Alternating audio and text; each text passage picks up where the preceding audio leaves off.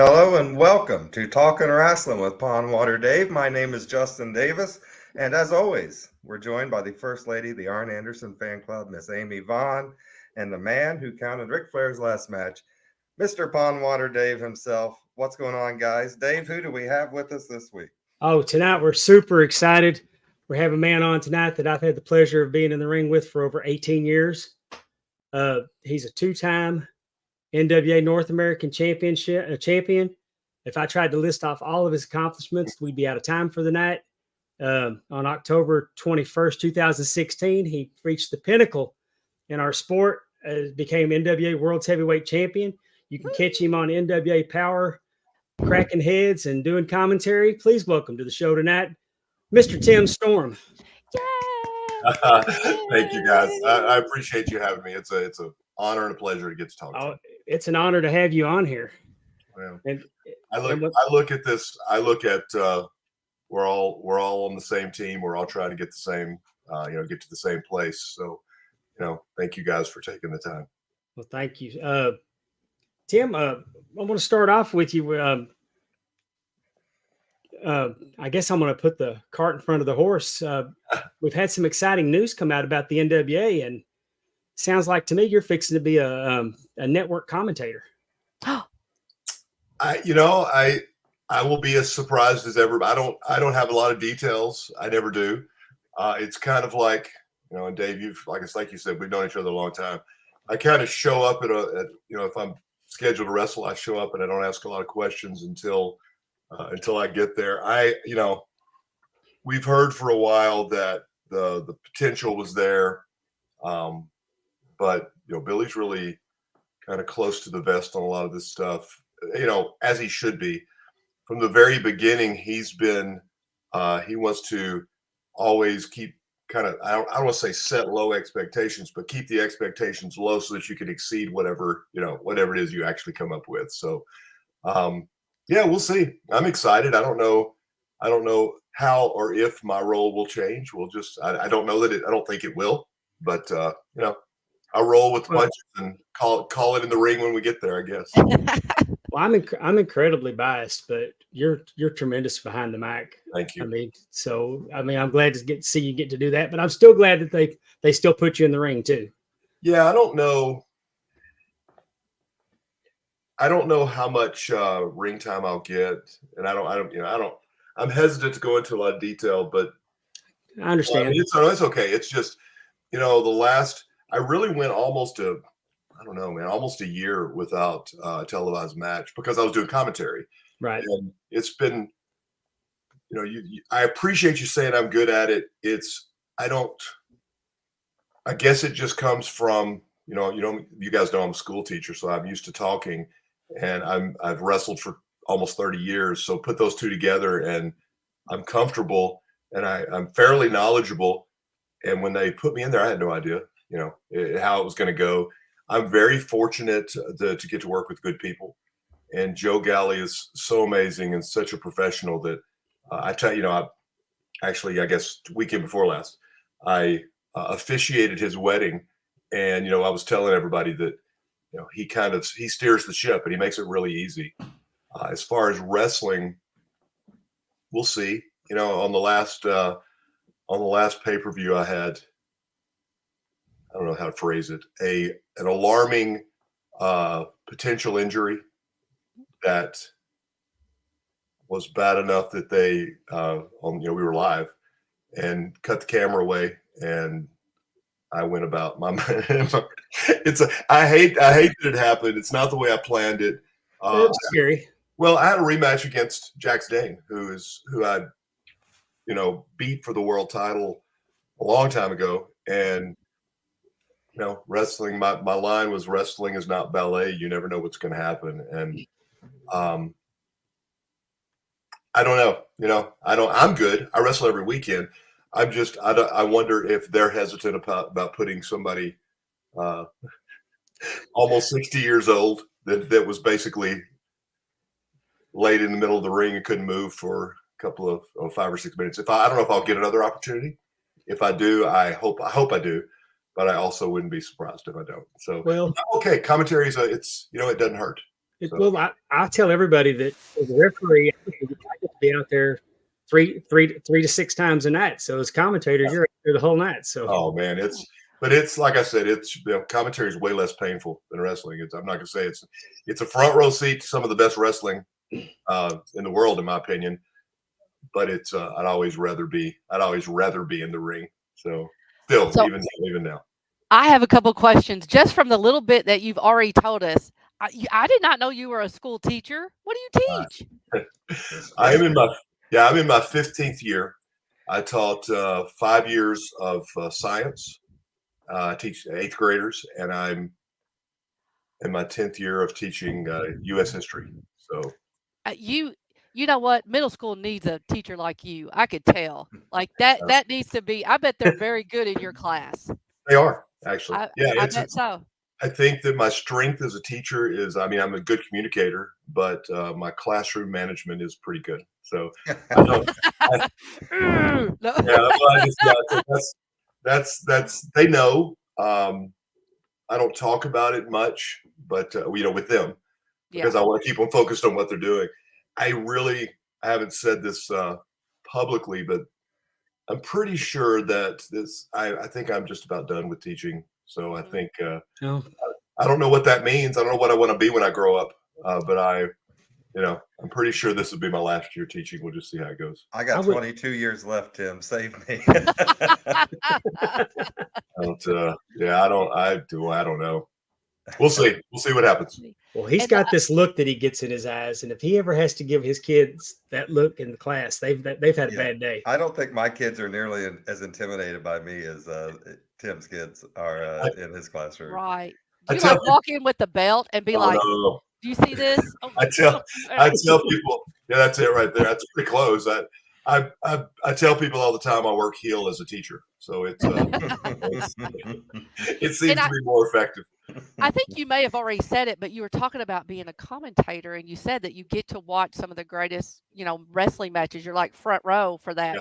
Is that your favorite part of being a commentator? Yeah, absolutely. I love professional wrestling. I have a passion for it. I always have.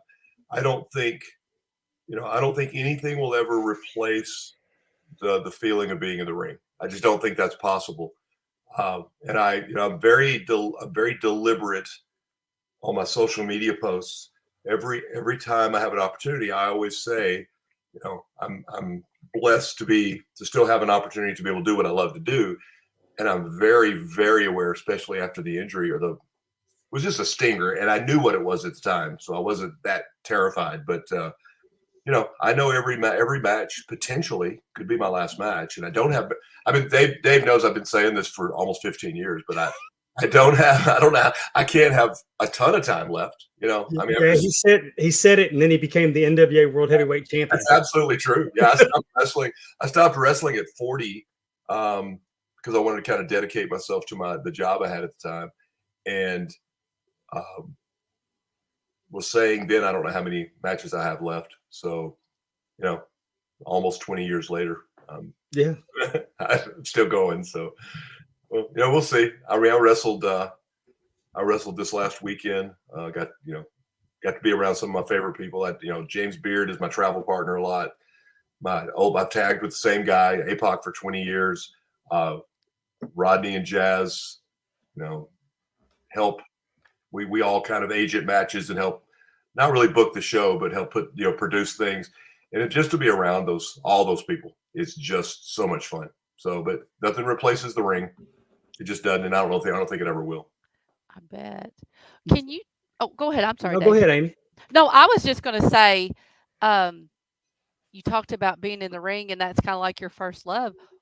What brought you to the ring? What did you see it when you were younger? Did you get to go to shows? Yes. Yeah, exactly what you said. I grew up in Pine Bluff, Arkansas, and as far as wrestling, it was kind of the center because we were centrally located to a lot of different things. And I grew up watching, Memphis wrestling in the morning. I'm there too. I'm in Kentucky, so obviously we're a few year difference, but I was definitely watching Memphis wrestling on Saturdays. I got Georgia Championship Wrestling in the afternoon. So now on the mornings, I've got Lawler, Austin, Austin Idol. I've got Kamala and Honky Tonk Man and all these guys coming up through there. And then the afternoon, I've got the Four Horsemen. I've got, I know that's what I'm saying. I've got Animal and Hawk, and I've got, Lex Luger in my, Mr. Wrestling 2. I was a big fan. And then at night, I got World Class. So I got the Von Erichs and, the Freebirds. And it's just, I grew up watching it. Pine Bluff Convention Center, Mid-South, came through about twice a year. And, I definitely won't say we were poor and I didn't know it. That's how good a job my mom did. But I'm not going to say I went to every one of them, but, I've told this story, but it's absolutely the truth. I can remember the moment, and it's if I go back, when I say it, people are going to go, well, yeah, but it was, the show was good. There was some of it. Looking back, I realized how much fun it had to be for those guys. But they had a battle of the hacksaws. So they had Hacksaw Butch Reed and Duggan in a coal miner's glove on a pole match. And looking back, I realized that really what they were laughing about was they were pulling each other's trunks down the whole time, but they were having a blast. The whole card was great. Iron Mike Sharp, but the main event that night was Andre the Giant against Ken Patera. And old school wrestling, you had what they called a kettle light, which is one light hanging from the ceiling, on one light on the ring. So the ring is lit and everything else is dark. Mm-hmm. And Andre picked up Patera for I guess what was the finish. And when he picked him up for the body slam, his feet hit that light. and I was just literally oh my gosh, he's and the light swinging, and I was like, I could hear angels singing, and I was like, this is the greatest thing ever, and I snuck into the ring afterwards, after everybody kind of left, and stood on the second rope, and and held up my hand. I was like, yeah, I want to do this someday. Now, I didn't start till I was 32, so probably 20 years later is when I actually started. But really, why the delay? Life. Wife, 2 kids, house payment, car payments. I did a little bit of everything. I sold pharmaceuticals for a while. I was a pharmaceutical rep. I ran a couple of businesses, and I was just looking for a new challenge. And I went, hey, you know what I think I want to do? So turned out pretty well. I guess. Who trained you, Tim? I trained with Bill Ash. A lot of guys won't know that name, but if you go back and look, Bill was he was what they call it, a light heavyweight at the time, or they didn't call it cruiserweight. Yeah, they were light heavyweights. Yeah, and he held basically every title for every organization, except he never worked for WWE. He was a Mid-South guy. He was the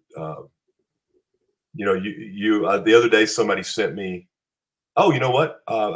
I've become really good friends with Austin Idol, and he posted something on his social media, and what he was showing was that it was, Austin Idol against Ric Flair in the main event, and then the semi-main event, he knows, but he didn't even think about it. It was Bill Ash against somebody, and Bill was the NWA whatever champion at the time, and I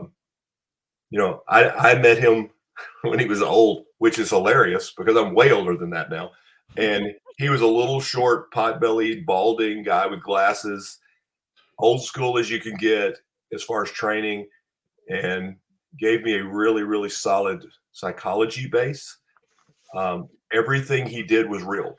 You know what I'm saying? It was like, okay, we did every workout what he called let's roll. And it was basically just mat wrestling and seeing who could either tap the other guy out or wear him out or whatever. And he would say, here's how you break somebody's arm. Here's how you can do it without breaking their arm. So everything was as real as he could make it. And, and then I moved to Dallas after, I don't know, 6 years maybe, and got the opposite training. which worked out great. The guy that I trained with then, and I was actually there to help train, and I was the one learning. But he was more of a small. He was a lucha kind of a. He watched a lot of lucha, a lot of Japan. So there was no psychology, but now I got to learn, how to base, how to post. I mean, things that I didn't get with Bill. So it worked out good. Did he have a school, or was he just one-on-one training with you? He had a school, and again, hilarious when I say that, looking back. It was in Paris, Arkansas, which is literally in nowhere. I mean, it's just very, very, the population can't be 400 or 500. He rented I drove by there last year on the way to a wedding because I knew it was in Paris and I couldn't quite find it. I think it's like an electronics pawn shop now. So it's a storefront with glass in the front. Mm-hmm. The ceiling was so low that you couldn't, if I climbed up to the second rope, I would hit my head on the ceiling. Oh gosh. I could, which explains, Dave, why I don't go past the second rope. I could take, when I was trying to learn to bump, I was not a natural at anything, but in trying to force myself to actually jump on a regular bump, I could kick the ceiling. I mean, I'm just saying it was not a great school, but it was not a great location. Some good guys came through there and I learned a ton. That's awesome. Yeah. So when you came to Dallas and that was at PCW? Yep. I came to Dallas and really that was at 40, I said, okay, it's time to concentrate. I got hired as a vice president of a company and because I didn't want to leave Arkansas. Arkansas was home and it took a lot of money to get me to leave. That's just the bottom line. And they kept offering more money and more money. I thought, okay, I got to dedicate myself to this job. And was only had the job for about 8 months and they released all the upper management was fine. Oh. Now I've moved to Dallas. I had just sold my house in Arkansas after 7 or 8 months. Oh, no. I've got 2 kids. I've got my wife, all that kind of stuff. And, but I had somebody at the church I was going to said, hey, have you ever heard of these guys? It was a group called the Christian Wrestling Federation. And I was like, okay, well, maybe I can help. And started training with them. I was a trainer, but that's where I was saying I started training with them. And then I got involved with PCW. Rodney and I were laughing about that this weekend. It was incredible. PCW is a great place to work, great place to learn. The talent you never know this stuff until later on. You look back and you go, man, every guy in the locker room, was top notch. And I wrestled some great guys, got to learn a ton, got good opportunities, so it was perfect. And that Christian Wrestling Federation is still running today. Absolutely. Yep. I don't get to very often. But when I can, I still go out there and just to hang out with the guys and see everybody. So I think I'm going to get this wrong, but I think we just celebrated 22 or 23 years. So they're still going strong. Awesome. Now, What does PCW stand for? Just so. Professional Championship Wrestling. Professional. And that is out of Dallas? It was in Arlington. Oh, yeah. It was in Arlington. Okay. Yeah. They ran, they pivoted to MMA. Yeah. Oh, okay. Okay. Well, and the setup there was incredible too. Oh, that old movie theater was the best. Oh, yeah. And if you could picture, the theater kind of, seats rising up, on 2 sides, floor seats were ringside, and then you came down a ramp and they would sell the seats next to that were like couches and recliners. That the rowdy section. Rowdy section. Oh. and they had and they just took a hammer and knocked a hole in the brick wall. Yep. So you came through a hole in the brick wall out of the back, which was a gym that had a boxing ring back there. They trained boxers. Yep. That's so cool. Oh, it was. The production value at the time. And again, you don't know that, but you go back and look and you go, "That looks really good." Mm-hmm. They did a great job. It was a great venue. Mm-hmm. It was still to this day is probably one of my favorite venues I've ever been in. I agree, and it's when they shut it down. I remember for the next 2 or 3 years, I traveled a lot. I still do travel a lot to wrestle, and I could look around the locker room, and every locker room, the top guys that were in there, no matter where I was at, were PCW guys. I mean, it was we had guys like, I was part of a faction with Lance Hoyt, Lance Archer, which is still going pretty strong, big in Japan, AEW contract. I mean, if you go through the list, there's been a lot of successful people that were there at the time, up and comers, and I got to learn from all of them. It was, and they, at one point they actually did a reality show. Did you get to be on any of the reality show? The Bussy Bunch? Kind of, yes, but I think that reality show, it didn't last very long. So 2 episodes in the United States, but the whole run went in Germany. Yeah. Okay. I didn't know that. Yeah, the whole run went in Germany, and I have never seen more than the first 2 episodes. Yeah. What's the whole run? Like how many episodes? 8 or 10. Yeah. Oh, cool. It was the concept was really, really good. The idea was the original concept was we'll pick a wrestler or a couple of wrestlers for the show and kind of feature them for the week. What do they do? What do they do behind the scenes? do they have another job? Do they have a family? And then they would take that through. The idea was they take that through the whole week to a match that you were having to show. Okay. And I don't know why, but Lance and I and a couple others were invited up to meet with it was whoever was the network that was killing it with reality shows. I mean, they were doing it. I'm drawing a blank, but it was like E! No, it was or what was it called? Oh man, I can't remember. It was. I'm drawing a blank, but I am too. It was a weird meeting because it started with, "This is so and so. This is so and so. Here's my name. I'm the new decision maker for what we're putting on TV, and it's not going to be this concept. So I'm here to tell you, if you're interested, this is the concept." And then they took it and they made it. It was also interesting. It just wasn't about the wrestling as much, but they called it the Bussy Bunch, and they modeled it because Mike and Cheryl Bussy were the owners, who both had, I guess, 3 kids, and it looked just like the Brady Bunch. And that's how they marketed it. And they had 3 episodes or whatever that they showed, 2 episodes that really featured the family more than the wrestling. I got a quick question, Tim. Yes, sir. When you started into the wrestling business, did you have to because you're a pretty jacked dude, did you have to work out to get kind of in wrestling shape, or were you always just kind of in pretty good shape? You've always kept yourself pretty good. No, it was, I'll tell you that wrestling cardio and wrestling shape you cannot duplicate it. There's nothing like it in the world that I've found. I trained for about 6 months, and I really thought, man, I've got this. I'm ready. Now at the time, and Dave saw me, what I looked like at PCW. You wouldn't recognize him. Yeah, I'm completely different person. Handlebar mustache. Yeah. It was a Fu Manchu. My brother, I had an older brother that had the masterful handlebar mustache that came out. I had long hair.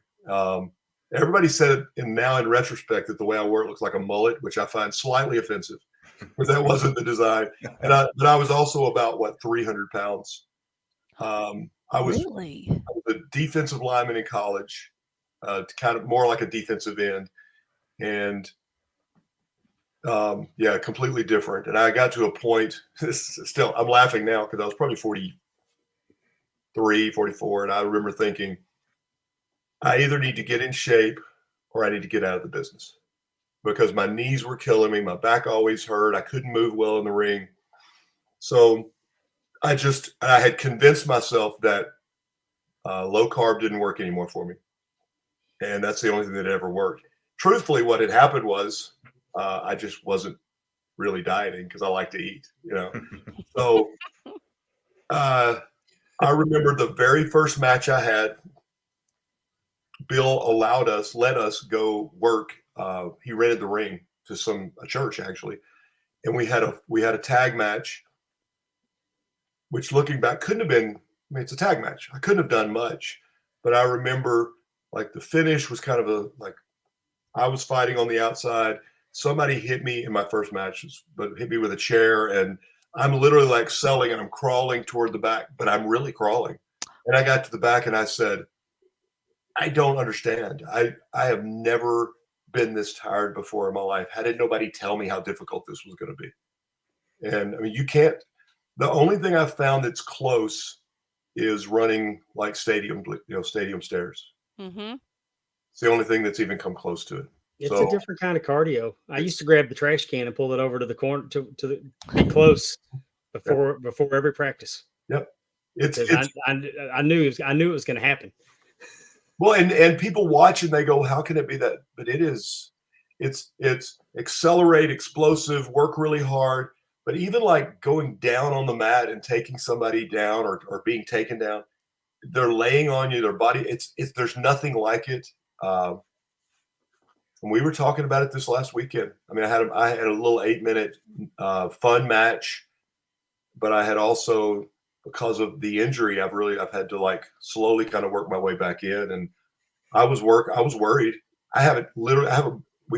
Again, you guys know this, but I haven't blown up as far as like, that terminology in 15 years because I take it serious. I take my cardio very seriously. I was a little worried this weekend. If I had gone out there and had to go against Rodney for 15 minutes, I would have been the guy with the trash can probably. It's, I have a lot of pride, but so back to your question. I just had to kind of dedicate myself.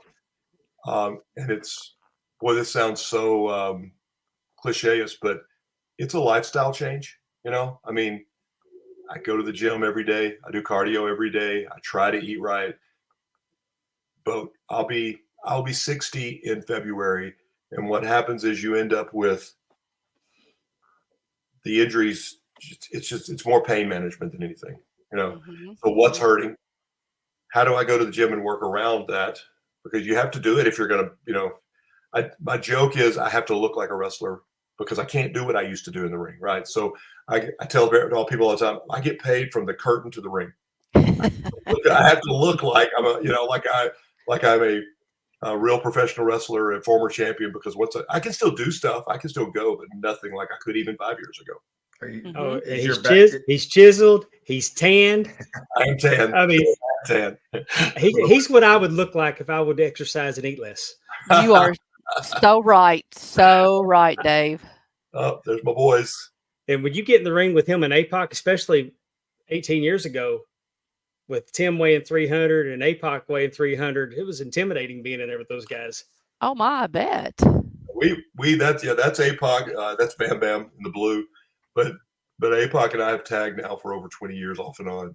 And this was you were at this show, right? Yeah, this was BIW, Bayou Independent. I was gonna say, is that Bam Bam Malone? Yeah. That's in Vicksburg.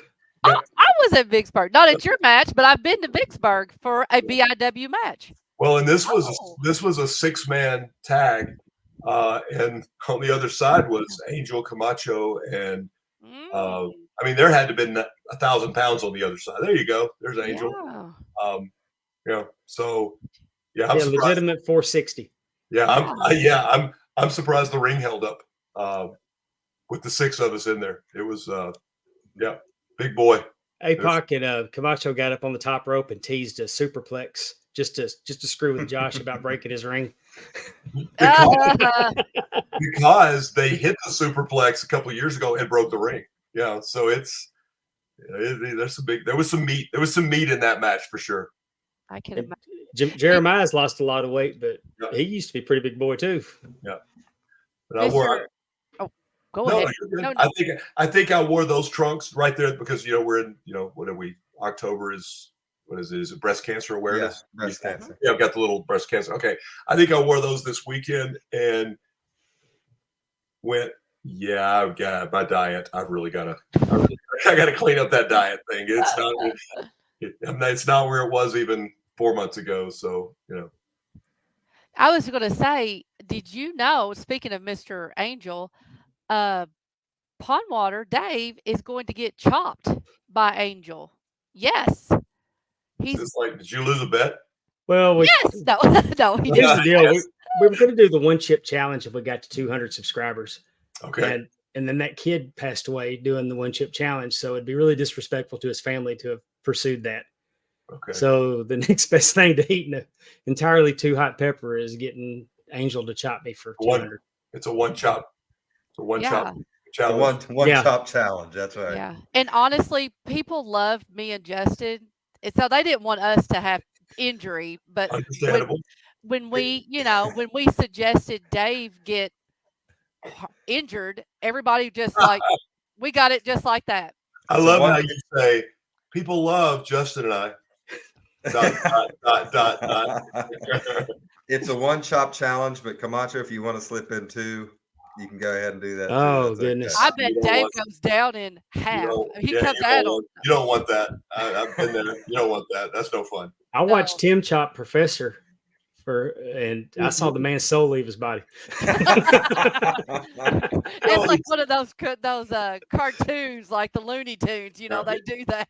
Oh, that's It gonna be was- funny. When somebody brings that up to a professional wrestler, anybody, it's almost like you've got to prove how bad it actually hurts, because everybody's like, "Oh, you're just slapping their chest. That doesn't hurt." Yeah, it does. It's A lot. yeah, it hurts a lot. And, Yeah. so it's I will, if I need to get fired up in the ring, that's what chop me, because it'll make me mad, Oh. and then I will respond very quickly to that. So I've I noticed that back chops have become a thing lately, and I'm like, I thought that was no, we don't do that. that's how I feel. Seriously, I saw I was watching a match and saw one this weekend, and I was the guy, but I don't want to say kid, but the guy was wrestling, young guy, kind of just coming up, real excited, not a big guy, and we were watching the match, and that happened, and I went, "Oh no, that's not cool at all." Like you said, I've always thought of that as being disrespectful. But apparently it's a thing now. And I don't ever want to be chopped on my back. I really don't ever want to be chopped on my front. Well, that's that's no longer a choice, Dave. 200, You know what? 200. What's your number? You got your number. And you might have been there for it. There was one night at PCW during training that they decided everybody had to go around the ring and take chops from one corner to the other. One in the corner, one in the middle, one in the corner, come all the way around. And I know I started with BJ Turner, and Mike Fox was in there, and Luke, I think his name was Luke Bronson. Yep, I remember Luke Bronson. And he would do the two-handed down, and he was a good foot taller than me. So he really came down a lot to get to me. Right. That's kind of a rite of passage for most. I mean, when you're training, there's usually what they call chop night.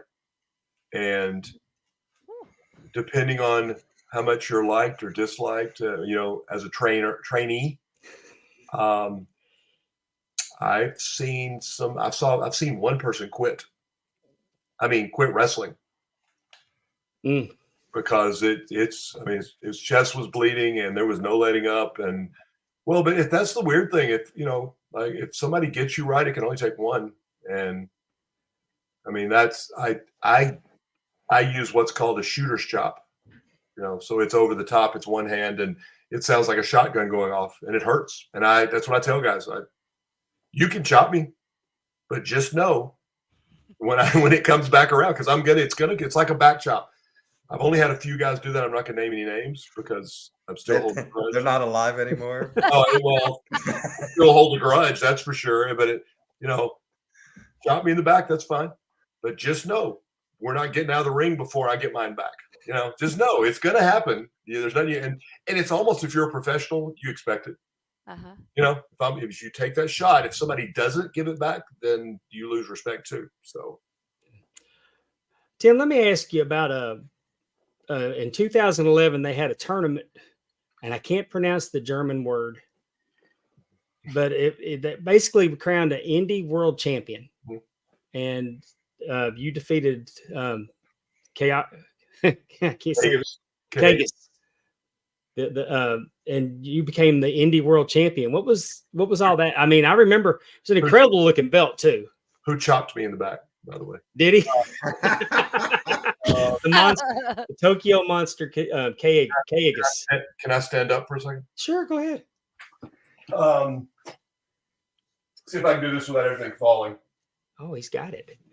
Well, I want it. Does he have his NWA belt? We'll get there. I know. I want to see it. All right. But look at this. This was impressive. Ringen Meisterschaft. NWA World Champion. That's the word. Ringer Meisterschaft.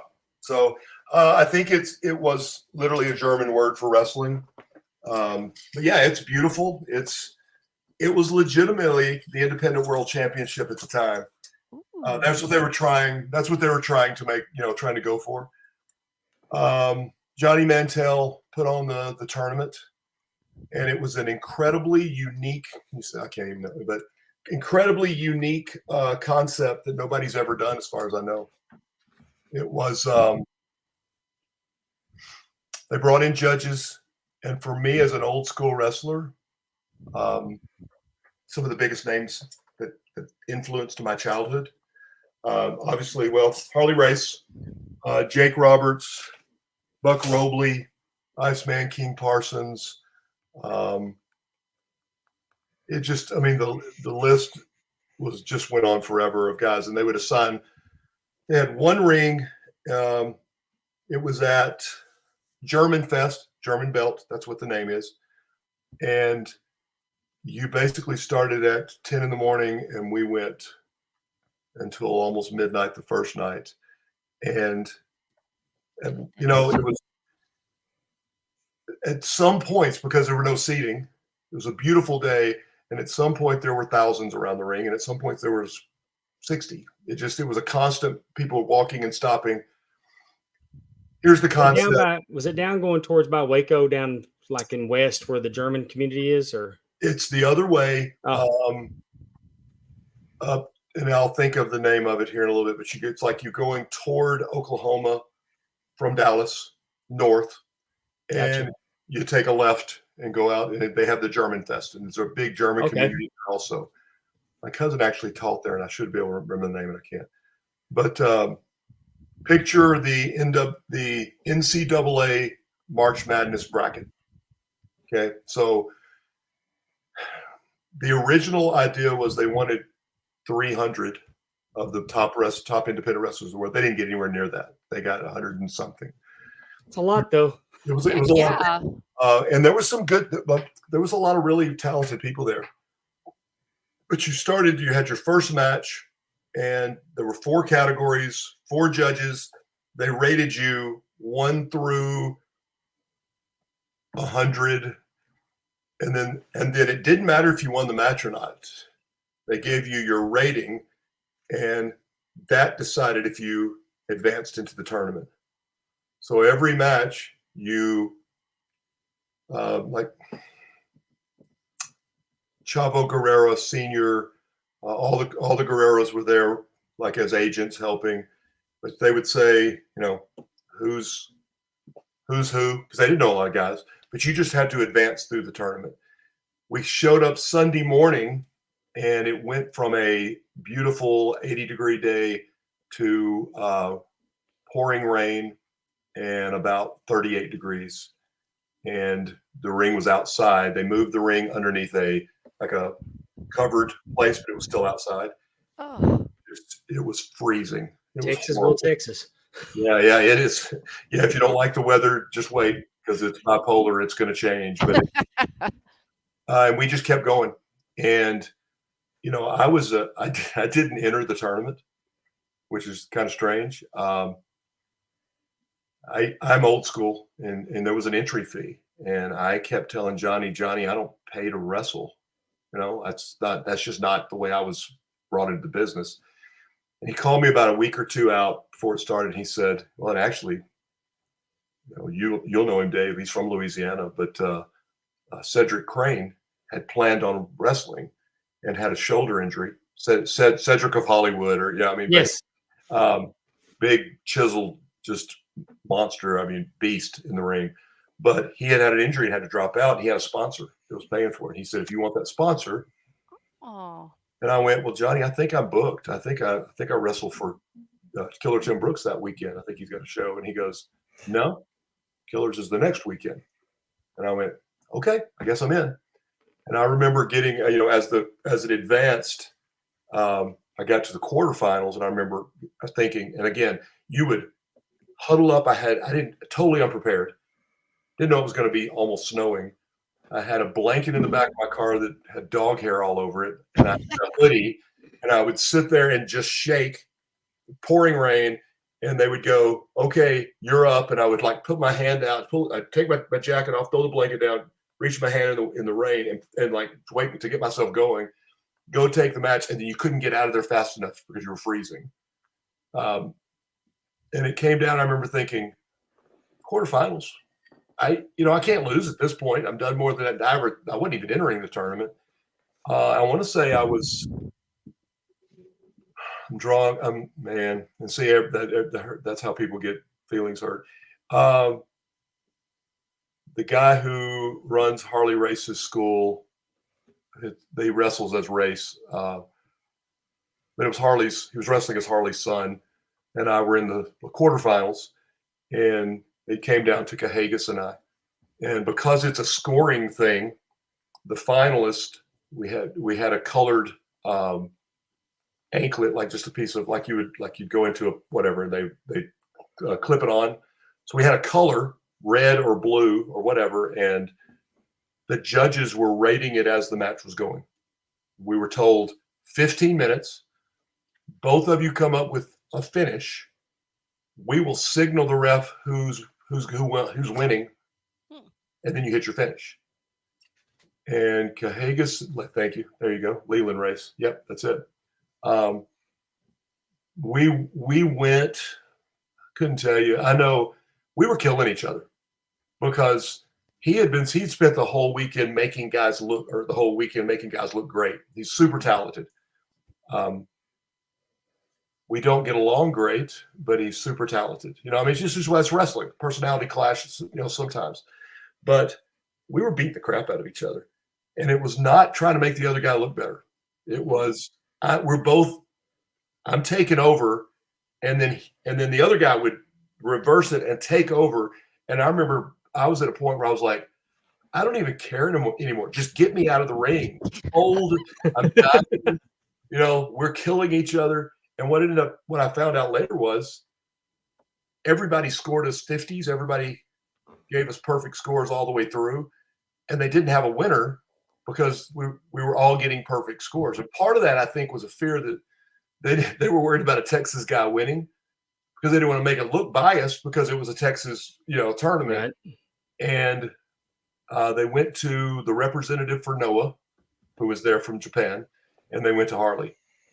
And because Harley was there, and I ended up getting the nod for in their opinion, and really that kind of kick-started what becomes my there we go. That's what kind of kicks the there's the hair. At least I'd shaved the mustache, but it kind of kick-started what I would say was my good run at 40 whatever years old I was, 46, 47, whatever. And I got right when that picture was taken, Harley pulled me off to the side and he gave me the speech. Hey, this is because at the time the NWA wasn't doing so great. He goes, this is the World Championship now. And here are your choices. When you go out, you are representing everybody that was here. Mm-hmm. You're representing me. He just went through the list and he goes, you have two choices. You either win, or if you drop, you're winning it back the next week if you can make enough money. He said, other than that, he said, you are our world champion now. I was completely unprepared for Harley Race to, you talk about motivate me. I would have run through a brick wall at that point. Wow. Anyway. I didn't know what I was expecting when I asked that question, but it wasn't that. That's incredible. Yeah. With me, there are no short answers. I'm sure you've noticed. No, that's fine. Because we have a question from the chat. Is that all right if we ask that, Dave? Yeah, go ahead. Michael Gallagher, our buddy from Idaho, he says, Mr. Storm, what is the best part of studio wrestling, and who is what is the hardest hitting match you've had? Studio wrestling, I guess the best part about that is and I don't know if intimacy is the right word, but the crowd, especially when we first started the NWA Power when we started that in Atlanta, the crowd was part of the show. That's not how it was designed. Mm-hmm. It became very much, we knew them, they knew us. They were loud. They got behind the faces. They knew who they didn't like, and there were people that would show up dressed as something. It was incredible. Mm-hmm. So my favorite part of studio wrestling is just the intimacy. It's a different thing. Now, don't get me wrong. I think if you ask me, would I rather wrestle, intimate setting with 150 people or in a stadium with 20,000? I think I would take the 20,000 just because it's a different feeling. But man, it was when COVID shut us down, it was up to that point, it was amazing. The studio wrestling, it just incredible.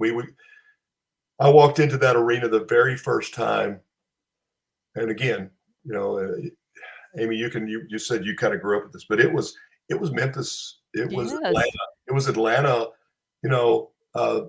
Tony Schiavone, David Crockett. It's what it reminded me of. Yeah, you walked in there and the flags were hanging down, and I thought, okay, I'm just gonna chill and be cool, because I'm sure it's not affecting everybody like this. Everybody that walked in the building, I'm scared to drop names because I don't want to out them but everybody was like, this is incredible. Mm-hmm. This has such a feel to it. Second part of that question, man. Hardest hitting is tough to answer because,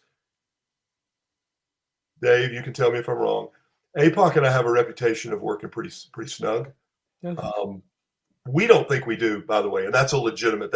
I'm like, we are not stiff, and everybody's like, oh yeah, you are. James always says, no, your head is too hard for you to know that they're. So, I've been in some really, really hard hitting matches. The matches that Jax Dane and I had for the year leading up to winning that, it took us a while to learn not to kill each other. Mm-hmm. And I'm sure that he was, and he is, that I'm going to talk about is Rob Conway. We went up to Cauliflower Alley, the big meeting in Las Vegas. And we were working the show, and I don't know, has any of you ever been to the show? I'm going to say, okay. I've always wanted to go to Cauliflower Alley. I haven't been able to get out there for it. I recommend everybody should go on a regular basis. Now, again, not to be a hypocrite, I don't go as much. I went out there it's old school. If I'm booked to wrestle, I'll go. And I was booked 3 years in a row. I'm a member and I haven't made it out there. Me too. Yeah. Well, I haven't been. I'm a member. I haven't made it back out there, but maybe the first year, Jax, I think it was to unify. I think he had the national title, and I think I had the North American title. And Jax and I are both big boys, and we'd worked a bunch. And the quality of all the matches out there is not necessarily top quality. That's the nicest way I know to say it. There are some really good matches, but across the board. And Rob came out there and he goes, if you guys will go out there and work snug like you usually do, the crowd is going to be in awe because that's not what they're seeing. And that's like waving meat in front of two starving dogs. We looked at each other and just went, okay. And I still have scars on my chest from chops, and he wasn't trying to bust me open, but they're there. They'll never go away. I made this.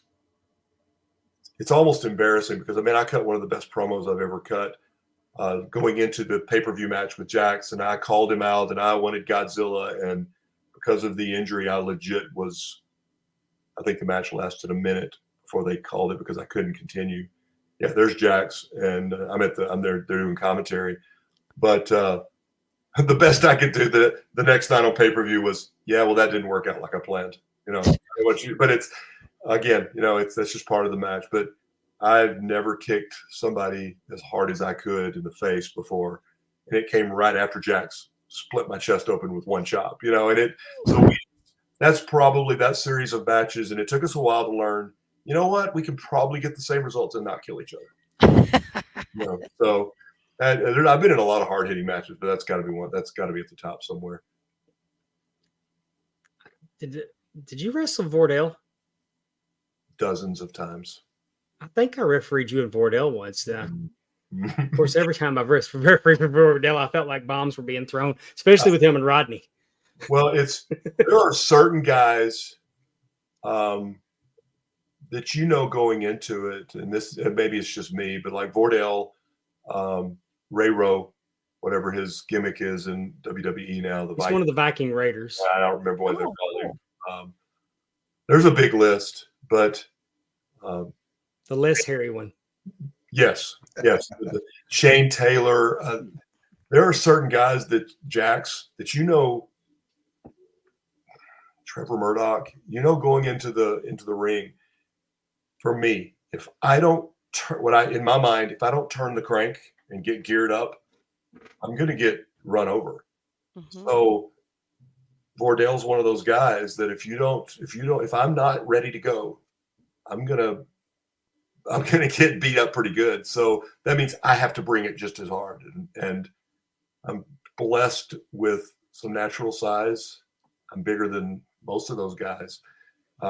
Doesn't mean I'm stronger. Vordell's one of the strongest. Vordell and Ray are two of the strongest guys I've ever been in the ring with, and they're not anywhere near bigger than I am. Mm-hmm. I can't even say, it's not a bad word, but it's politically incorrect currently.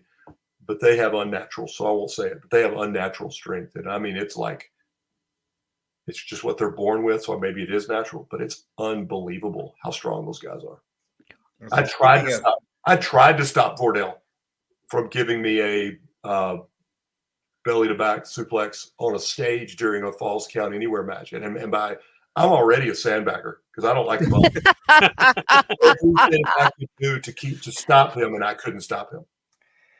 I was going to ask you were speaking earlier about the studio wrestling and how it felt old school. Mm-hmm. You also had one of those guys that was there back in the day on the show with you, and that's, of course, Jim Cornette. Yeah. Did you have a positive experience working with Jim? And absolutely. Yeah. It's funny. I think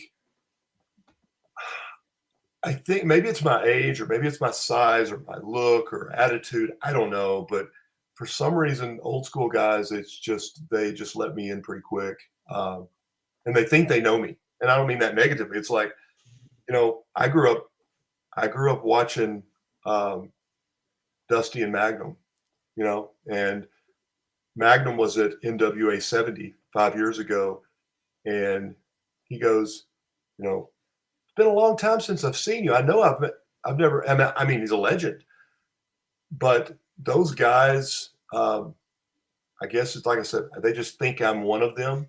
Mm-hmm. Cornette was one of those, and Cornette's called my matches, and even when he has for me at least, a lot of people don't like him. I get it. He's very opinionated.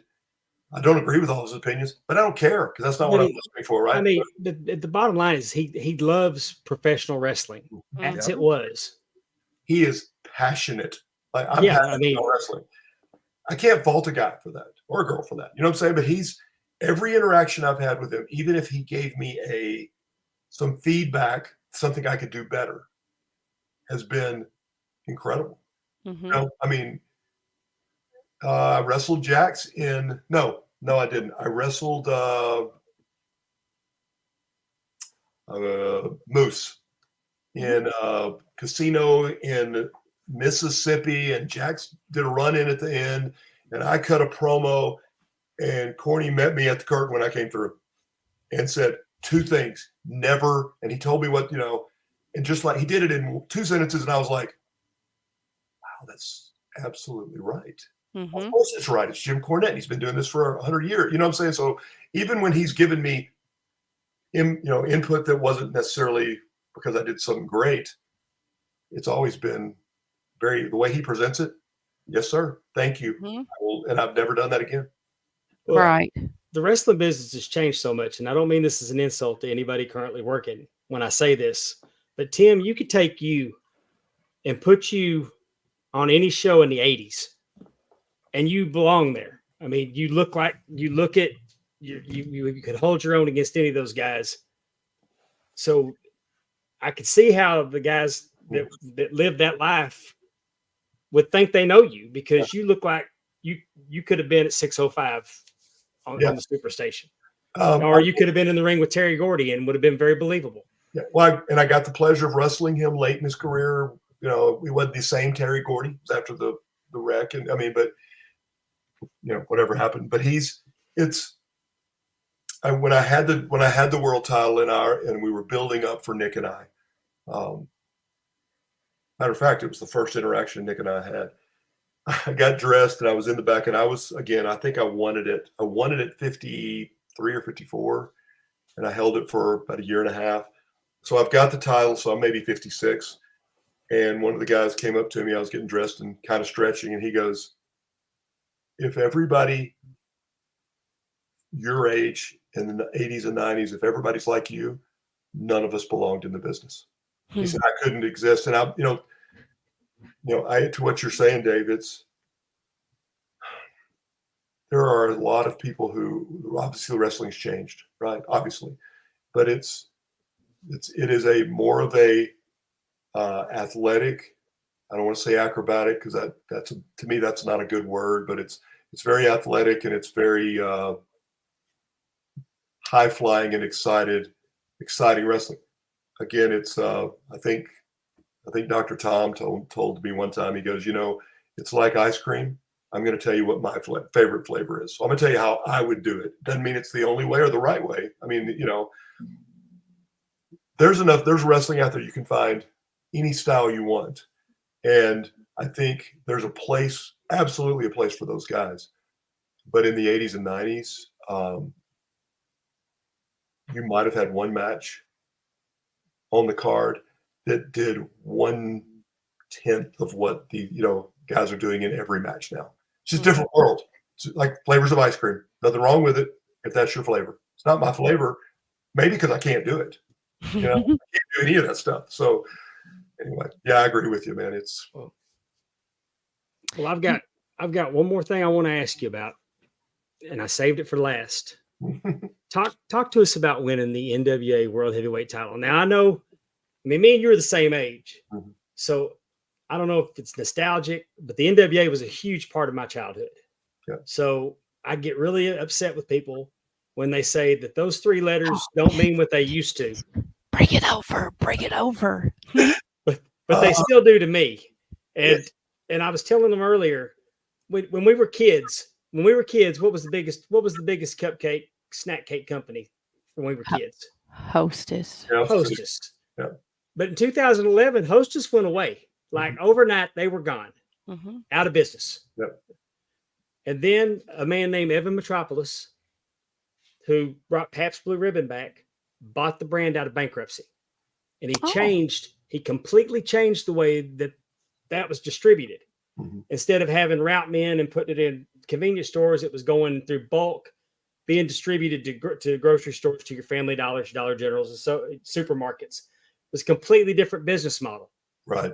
And in September of this year, that company, they sold that brand for $5.6 billion, billion with a B. I say that to say that the NWA used to be Hostess. It was your Hostess cupcakes. And then the way they did business changed. And Billy's doing business differently now. And you look at NWA 70, it's a who's who of talent that you can see on television 2 or 3 times a week now. Yeah. And so the NWA is graduating from YouTube to a network television show. And I heard Billy say it himself, that it's a place for wrestlers that can leave there and go to bigger places, but there's also wrestlers on their way down that can stop back by and learn a new hold. So the NWA, I'm very, very excited for the NWA. Me too. And it's a brand that I truly love. And every time I got to put on my referee shirt with the letters on there, I got to referee your North American matches. I didn't get to do one of your world title ones, but I got to do one for Jax. Yeah. And in February, I may get to do one for Ethan Carter. So Okay. I'm super excited about the brand. So I say all that to now. I want you to tell me what it meant to you because I know I don't even know if you ever imagined when you won the Indie World Championship that you'd be the NWA World Champion. Oh, no. People have said, was that your goal when you broke into wrestling? And my goal was to have another match. And I mean that literally. It's like I had that one match. I was like, holy crap. I didn't know it was going to be that hard. I got to do better next time. And I just wanted to get better. And then I wanted to get some bookings and then I wanted better quality shows. I never dreamed. I mean, I told you I got Memphis Wrestling, I got NWA, and then I got World Class. And there were people that I loved that I emulate today from all those shows because that's what I am now. I'm dedicated. You know what I'm saying? I tried to throw back to those. But the NWA was wrestling to me. I thought that was the best. That's the best there was to me. So winning that title, and I remember that night, it was so emotional to me because I will not get emotional because it still means that much to me. But I remember knowing, okay, I won the most prestigious title in the history of wrestling. And it doesn't matter if I hold it for 1 day or 1 year. I want a list of wrestlers that to me are a who's who of professional wrestling. That my idols, the people that I watched and then got to meet, and some of them I've gotten to wrestle, but I knew one thing: they can't take my name off that list. For eternity, no matter what you think about the dips of the valley, the peaks and valleys of the brand, I want a list with Ric Flair, Dusty Rhodes, Terry Funk, let's go AJ Styles. I mean, it's just, you can't, to me, it doesn't get any better. And I remember me doing an interview and somebody made a comment and said, oh, if New York called, you'd leave and be washing windows for the right amount of money at Vince's house if he would pay you that, the right amount of money. And I was like, no, I mean, I'm not going to say money's not an appeal. It is, obviously, but it doesn't get any higher than that. And I don't think there's still a championship out there. They're all prestigious, but WWE's titles, they mean something. You name any promotion, their titles mean something. But this is the one. This is the one that started it all. You could trace every title, every organization back to that belt. I think we could all agree that Triple H is probably the most powerful man in wrestling right now. And go ahead, because I know where you're going. And the belt that Ric Flair defended is hanging on the wall in his office. Mm-hmm. Yep. So I mean, well, because just like us, he grew up loving professional wrestling and loving the NWA. And again, there's been peaks, there's been valleys. I've been very fortunate to be a part of some of those, and I think we're on a climb now. Billy believes in what he's doing, and I believe in Billy. I mean, it's my goal.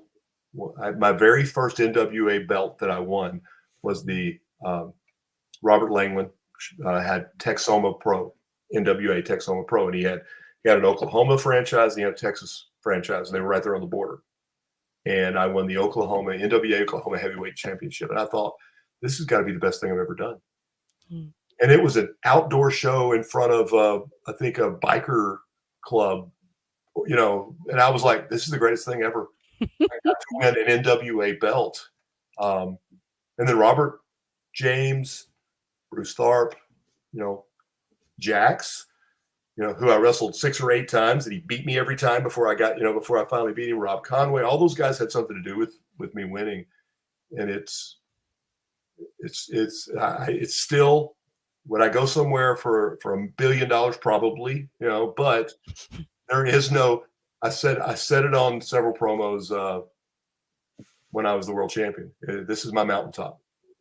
And I told somebody the other day, they said, could anything surpass winning that title that night when you won that title? And I said, yes, winning it again.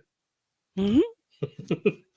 Other than that, there are a lot of cool things that could happen in wrestling for me. Nothing's going to beat that. I bet. EC3 seems to be a champion who, takes all comers. So if you wanted to get back in the ring, I mean, I think he would be down for it. He's a touring champion. I mean, he's Yes, truly a touring definitely. champion. He's Yes. on OVW. He's got his own. They're bringing the territories back. And his territory is going. His promotion is going to be the first territory. But I mean, he's touring champion. Tim was touring champion. Aldis didn't tour that much. Tyrus didn't tour, but and everybody, for what everybody said about Tyrus being champion, he had the NWA belt on in front of millions on a nightly basis, and on a Super Bowl commercial. Yeah. And the NWA World title was on a Super Bowl commercial. Yeah. So say what you will. It's so funny how things happen just in wrestling in general. In the locker rooms, for some, they're call it whatever you want to, but you kind of make good friends who then hang out together, and you're your own group of guys. And I am very fortunate to be included. They always say, "Oh man, you look what you did for." They put me over talking to me, but Trevor Murdoch, Aaron Stevens, EC3, Tyrus, myself, G's, and still praying for you, G's, get well. All these guys, we just kind of bonded, and in a lot of cases, because of Tyrus, we did. Tyrus, he'd get us basically, we'd get our own locker room at a lot of places because. So say what you will about all those guys. EC3 looks incredible and is a great wrestler, like you said. Tyrus, a lot of people don't like his political, don't like his affiliations, whatever. He was the most seen wrestler in the world for the entire time he held it.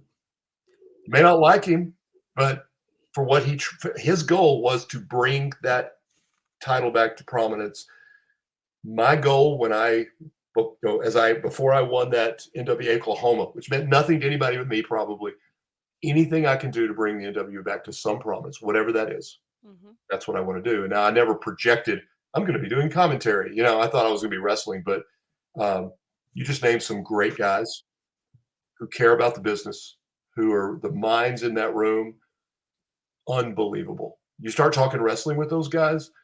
Tyrus, the psychology of wrestling. I mean, look at what he trained with Dusty. All those guys did. And there's no better learning tree than Dusty. So anyway, I rant because I care about those guys, and they care about the title. Tyrus has done a ton of things. Nothing in wrestling meant more to him, starting when he won the TV title. He had never won a major title. He grew up watching that title. Everybody's think, oh, he just shows up and wrestles. He cares. Again, say what you want about the man. He's passionate about wrestling. And I respect that. And I'll give you a little behind the scenes on Tyrus that I don't know if anybody knows this or not, but when he became the NWA World Television Champion, he bought a new television belt, a high quality television belt to put on television, because the one they had wasn't all that great. But I mean, that's how much he cared that I'm going to do this. And he went in his own pocket and got the belt for him. Well, so, I love him to death. So he also wanted one that would wrap around his waist, and that helped a lot too. Yeah. So, but he also, I know for a fact, bought 2 different world championships because he cares. That's again, I respect passion for something that I love. So all those guys are passionate. If somebody could experience sitting in a locker room talking wrestling with the guys that I just mentioned, and throw Austin Idol in there occasionally, because he will come in and I get to sit with Ricky Morton, Austin Idol. I mean, I look around the locker room and they're guys that I grew up idolizing, who are now my friends, and I still get to learn from them. I mean, Dr. Tom is an agent. I love Dr. Tom.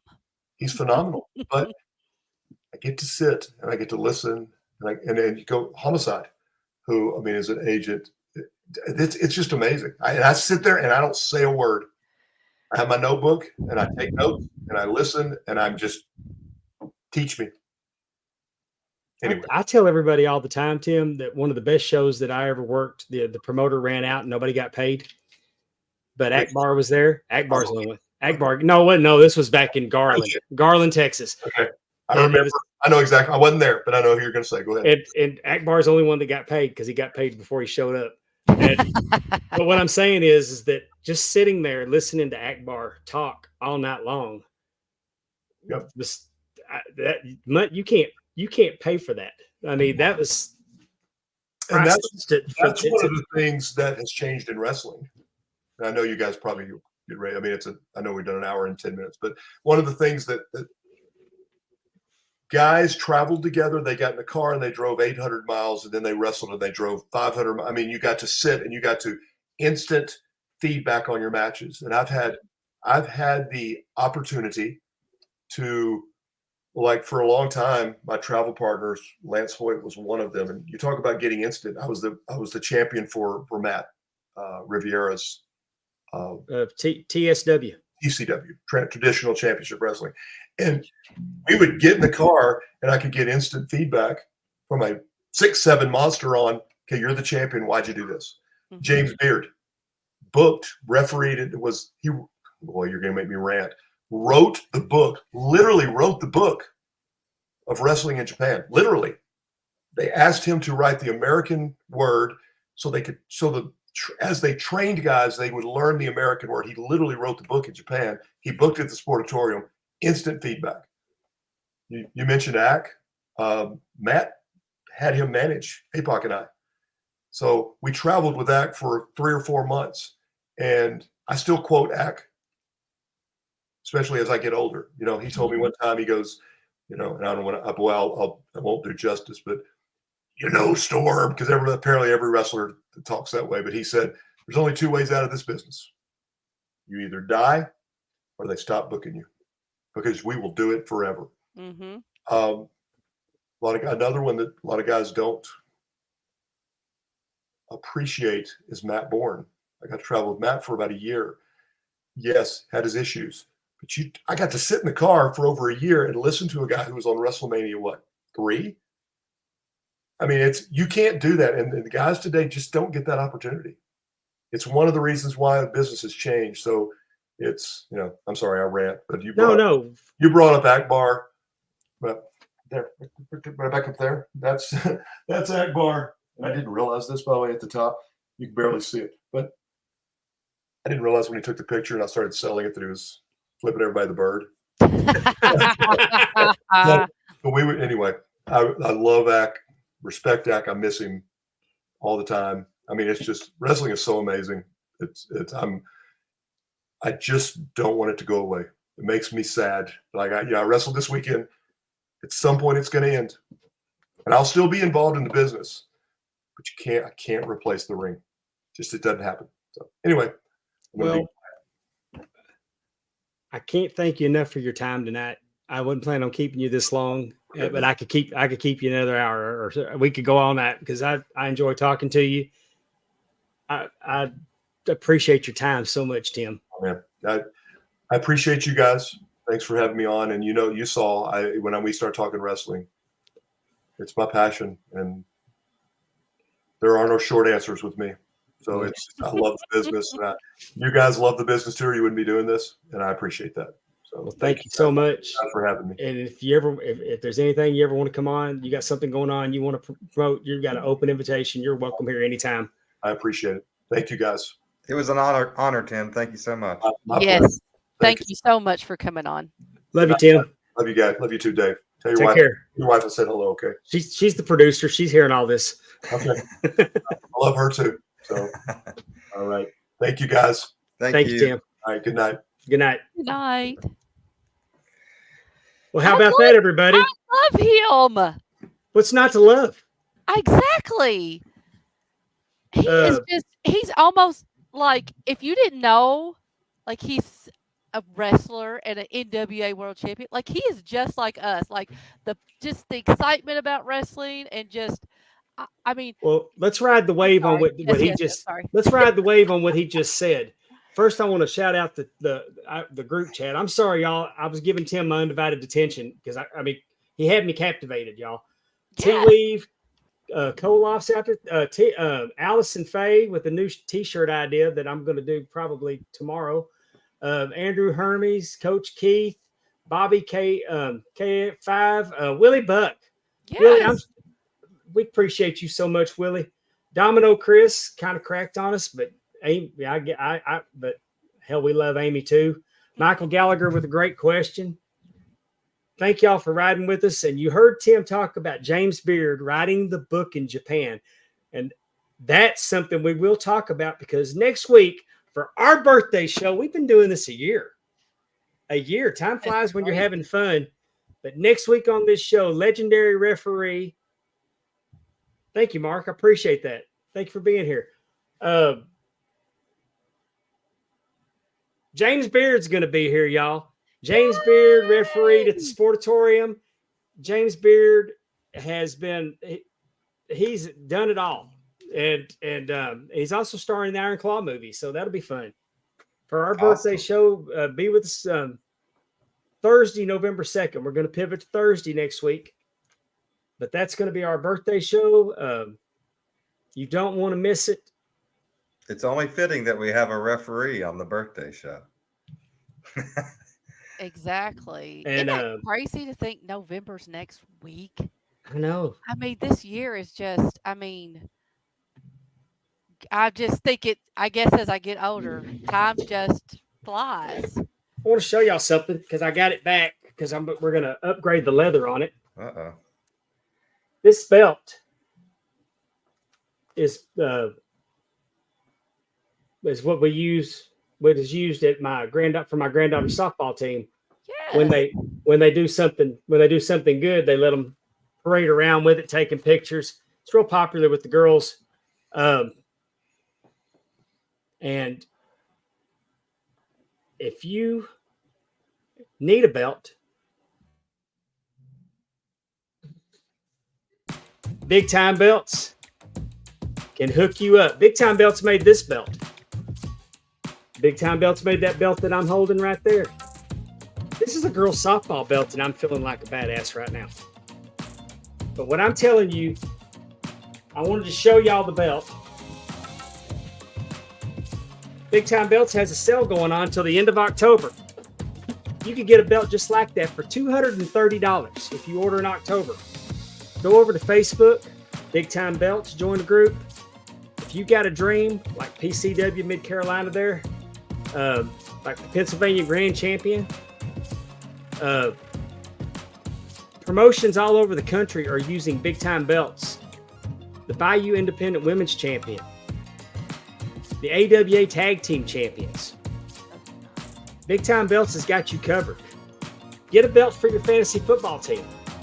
I'd rather have a belt. I get to carry that belt for a year for winning my league. I'm all about it. Whatever your needs are. If you could just make a drawing, and he can take that and make it artwork.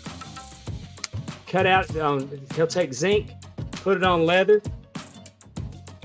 and say you got a favorite sports team. Your favorite sports team. This guy likes the Las Vegas Golden Knights, bless his heart. But he got his favorite team on a belt.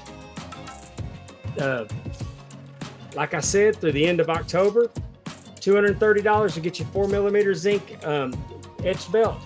You can get it with gold plating for $300, or they can put it on the CNC machine with 24 karat gold plating for $380. These prices are good until October 31st.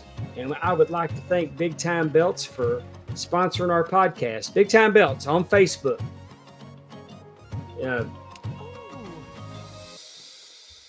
Thanks again. See what Mark said? There's another idea. Oh, a belt Do that, raffle. Mark. Yeah. That's pretty cool. Mark Dodd in our chat says they are thinking about doing a belt raffle. So, yeah, check out Big Time Belts. Well, like I said, for $230, you can't beat it.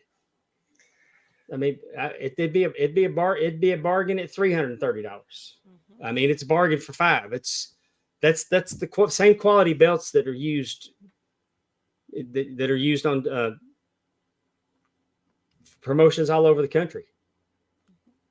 Terry Weaver says the 250th subscriber should win a belt, but I can't see every subscriber, and that's where the rubs come in. Or I'd be doing all that, and I don't know that I'd do a belt, but I would do a T-shirt, because guess who's got merch? Jumpinthepond.com will take you to our merch store. Look at that transition. Jumpinthepond.com. No. Maybe you want a Talking Wrestling with Pondwater Dave shirt. Maybe you remember that time that Amy got a little uppity and told me to fuck her up, asshole. Amy's got her own shirt. You remember Andrew, when Andrew Hermes was a guest on the show, him and Justin were going at it pretty good.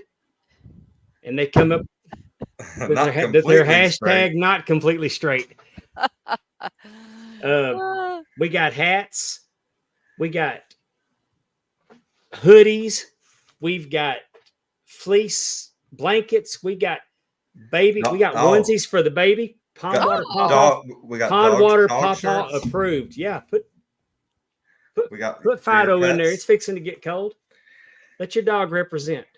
Yeah, I think Owen is going to be rocking a Talking Wrestling T-shirt here pretty soon. So yeah, check out the shop. That's awesome. We've got merch now, so we're official. We have merch. We're big market. We're big time. That's right. We have a commercial now. We have merch. We're moving on up, everyone. We are. Thank you guys so much for being in here. We want to talk. Do we want to talk about our birthday person this week? We do want to talk about our birthday person, and it's funny because it's his birthday, and we got gifts. Yes, we did. To celebrate our 200th, our 200th subscriber. We got freeze dried candy, and let me tell you, I love freeze dried candy. I'm gonna open that box, and you could have knocked me over with a feather. This came from our buddy, of course, Everett Odom, who is turning, I think 12 or 11. 12 years old tomorrow. 12. Okay. Happy birthday, Everett. And I have not tried this yet, but this peach puffs, these are gummy peach rings that have been they're good. freeze dried. I got to try this. So this is my first. Those peach ones. If you like peach. Okay. Oh, he's watching. Happy birthday to you. I'm for it, Everett. Let's go. Happy birthday to you. Happy birthday, dear Everett. Happy birthday to you. Amy couldn't have been bothered to sing. Well, no, y'all, I did not want to interrupt. I felt like y'all were like a lounge singer. I want to try this one too. Now, this is taffy. It's got all kinds of different taffy flavors. This right here, the sprees. Yeah, the tangy tarts. That's what's up. They are delicious. But that peach tasted like you were biting into a peach. I mean, an actual peach. Eat a peach, as the Allman Brothers said. It's called Crazy Candy Freeze Dried for Anderson's. I'll go ahead and give them a plug. Yeah. I mean, that everything. Like you said, they sent us Skittles, taffy, peach rings, the wild berry Skittles, sprees. I mean, I just got a pina colada taffy, and it was pretty damn good. But 200 is not. I mean, we passed 200. We were at 210 when I looked earlier. Oh, so we were at 210, but we're not finished. Now we're on our quest for 300. 500 is to infinity and beyond is our goal. 500 is the pinnacle goal that we want right now. But we're not through, and I'm going to take that chop November 11th in Vicksburg, Mississippi at the City Auditorium from Angel Camacho. And I'm kind of leery about it because I took 5 of these across the chin from Angel last show. And your memorial service will be the 12th. I'll feel the chop. I was asleep after that. So, but for 300, I'll take a cannonball from Vladimir Koloff. And the cannonball, for y'all, if y'all don't know what I'm talking about, is when Kevin Owens throws somebody in the corner and he does the rolling into them and punches them in the face with his ass. So what Dave is saying, he's going to take Koloff's balls on the show here in a few weeks. So tune in. Speaking of face, what'd you do to your nose? Well, Oh, not another work incident. well, Cappy Everett is watching. I was not expecting that. Woo. oh, if only. Yeah, I had a. Was it with yourself? No. I got attacked by 4 cases of party-sized Cool Ranch Doritos. Oh Lord, you're gonna. Well, You're gonna. and what happened was I was wearing my glasses, and they hit the glasses, and the glasses dug in. Do you have any kind of like Hang on, Boys of Terry. London, Angel like- doesn't do a cannonball. Angel does a Vader bomb, which will be at 500 subscriptions. I would be willing to take. Yeah, I mean, Dave, I think at this point it might be better for the company to have you retire early than instead of keep paying this workman's comp that you're going to. No kidding. I mean, just let them buy. I don't think you understand. I mean, I got a scratch for 4 cases. 4 cases is 24 bags of party size. It's potato chips. I mean, if I would have been wearing glasses, it would have been fine. Everett, I do want to say, Carla said he's tearing into a bag of that candy as well. Don't eat the whole bag because that'll rot your teeth right out of there, Everett. And You only will live upset once. Well, no, it upsets your stomach. I think because they're just so darn good, you just keep eating them, and the next thing you know, it's like, oh, Oh, it don't help us that he sent us 5 bags. Yes, Aaron was appreciate very it. excited. Yes, Aaron was very happy, Everett. He very much appreciates that. Stephanie got excited too, and I reminded her that the name on the box was Dave Miller. Oh, Everett is a big. I'm sharing. Oh, I'm sharing. yeah, actually, I was not the first to get into my bags either over here at my house. So, I do want to say happy 12th, and you know what? One more year, our boy's gonna be a teenager. Can you believe it? Oh, he's growing up. Yeah. So, Bless his heart. Carla says he's a 60-year-old man in a 12-year-old body. Well, yeah, he gets that from his daddy, I think, a little bit. yeah, I'm damn near 60 and 120-year-old body. What we got going on next week here, Dave, on the show? Next week, we're going to welcome in James Beard. Yay! This is going to be so exciting.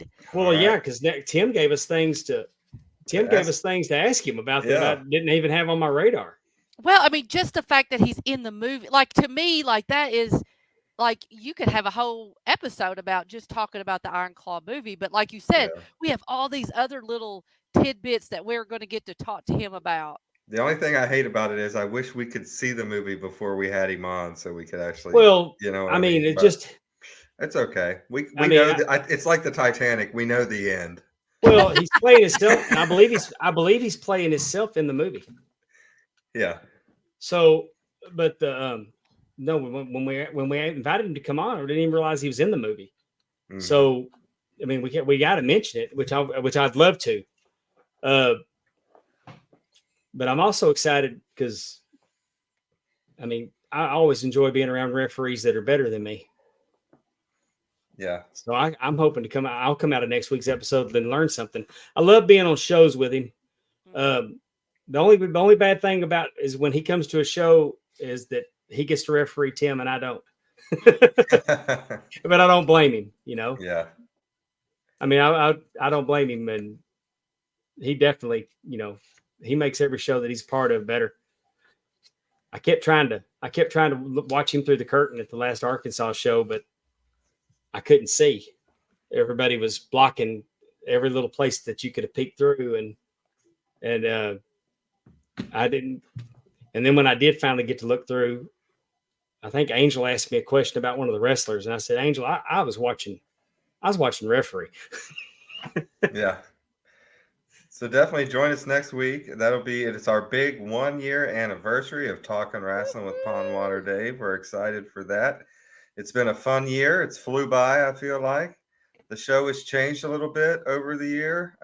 We were just kind of trying to figure out what we wanted to do and what you guys liked. And I think that our setup now where we have these guys and we're help promoting independent wrestling. And I think it's really cool. And I wrote down Tommy Hilliard's name. Willie Buck suggested that we get Tommy Hilliard on, and we'll look at that at the first of the year. The plan for December is I'm going to try to do as much Iron Claw content as we possibly can achieve. So because we already have November booked with awesome guests, and we will still talk from time to time about current wrestling news when things pops up, of course. So we will still be bringing you that stuff. But today it was just such a fun. We wanted to get as much in with Tim Storm as we could, for sure. And he was a great Did y'all guest. see any wrestling this week that just really stuck out to you as being next level? No. I no. Terrible. I mean, that was terrible of me. Did you hear Jay Lethal's promo? No. Jay Lethal's promo after Jeff Jarrett's Memphis Street fight with. Is that last week, right? Yes. Okay. No. Well, no, it was Saturday night. Oh, that's right. That's what I meant. Go out of your way. Last time. Actually, Jay Lethal cut 2 very good promos last week, because there was one when they were working up to the match with Eddie, because the stipulation was if Jeff beat Eddie Kingston in the street fight, that Jay Lethal would get a Ring of Honor world title shot, and that Jay Lethal needs to be on the microphone all the time. That's how good his promo was. I'm so pumped at this point for Jay Lethal and Eddie Kingston. And, awesome. and it's because of the tremendous mic work done by Jay Lethal. I think he's always been a good talker. Like you said, we just never get to hear it. And I'm also loving the Nick Aldis, Adam Pearce crossover. I have watched some of that. Yeah. And it's tremendous. Like Adam Pearce Aldis had Uso and Pearce escorted from the building Friday night, and I like where it's going. And then he showed up on Monday Night Raw. Hey, that was on me. I was just trying to, and then Adam Pearce is water under the bridge, and it's not water under the bridge. So told him to stick around and watch how the flagship runs. I'm not going to kick you out. I'm going to let you. I mean, and hey, those are 2 former NWA World Heavyweight Champions. 2 of them. I mean, Nick Aldis can be on my screen anytime he wants to be. Just saying. I do not mind.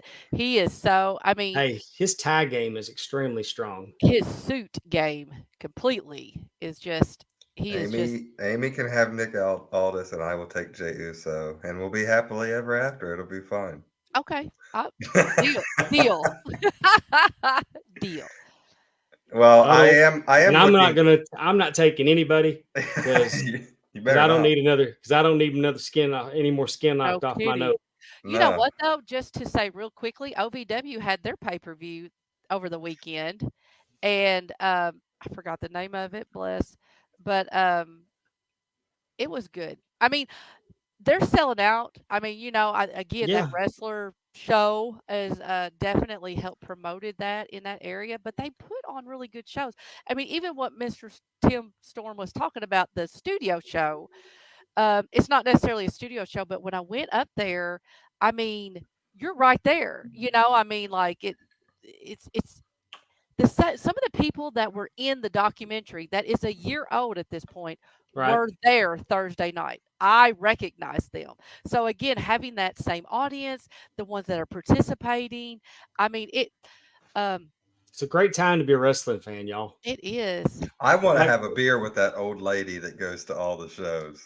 She was there. I guarantee it. She was there. You know what? And this is a little bit of a sad news, I guess, in wrestling I think it is. But I think it's a great opportunity. But Brock Anderson is no longer with AEW. I think it's the best thing I think other than financially, I think it's the best thing in the world probably could have happened to him. Well, I want him to go to OVW. Like that's what I told him twice. It's funny you say that because we were talking I was talking to Mike Page and Russ Miller last night, and they said, "Hey, where do you think Brock lands up?" And I said he'd be perfect fit in the NWA, but OVW would do him a world of good.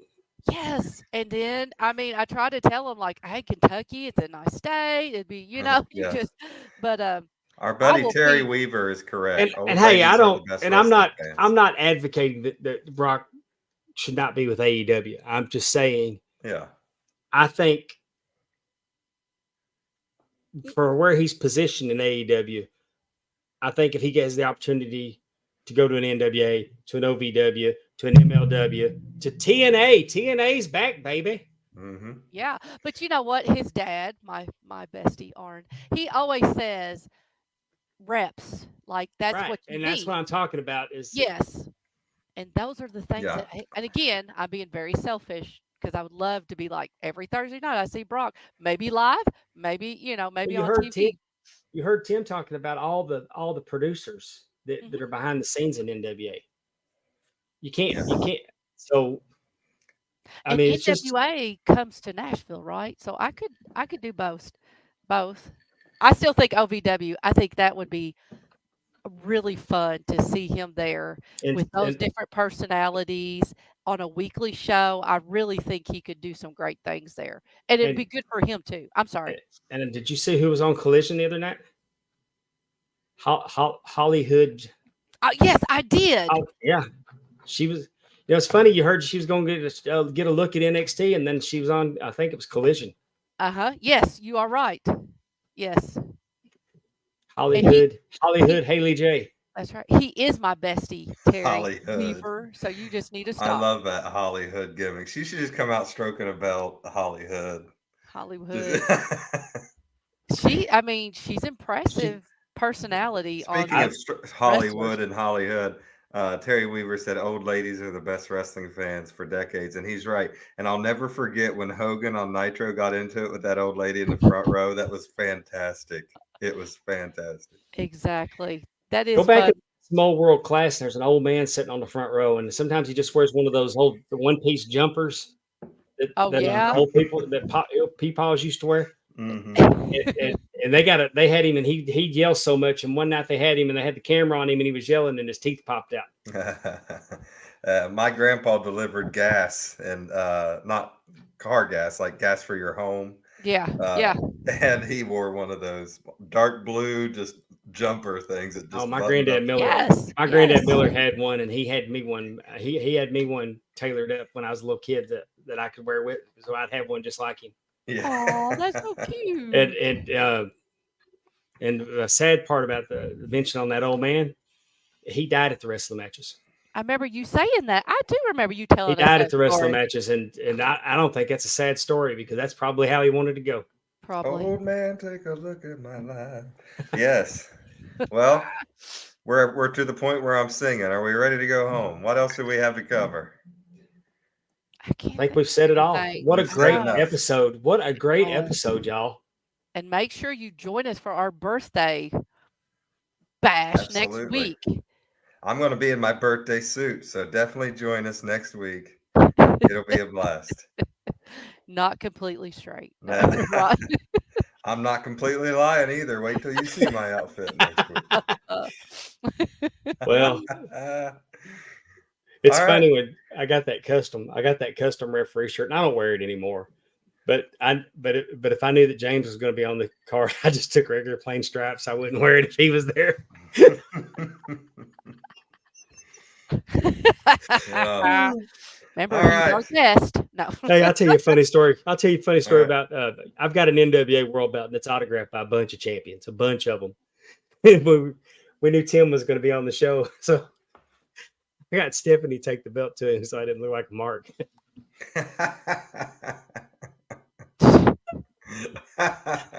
Hey, you go got get Tim to sign this for me, so I don't look like a mark. you got Stephanie to do all your mark work. I like how that is. I see. Hey, we're a team. We're a team. All right. Well, for the First Lady of the Arn Anderson Fan Club, Miss Amy Vaughn, for the head mark himself, Mr. Pondwater, Dave Miller, I am Justin Davis saying take care of yourself and each other. So long, everyone. Good night, y'all. Bye. Bye-bye.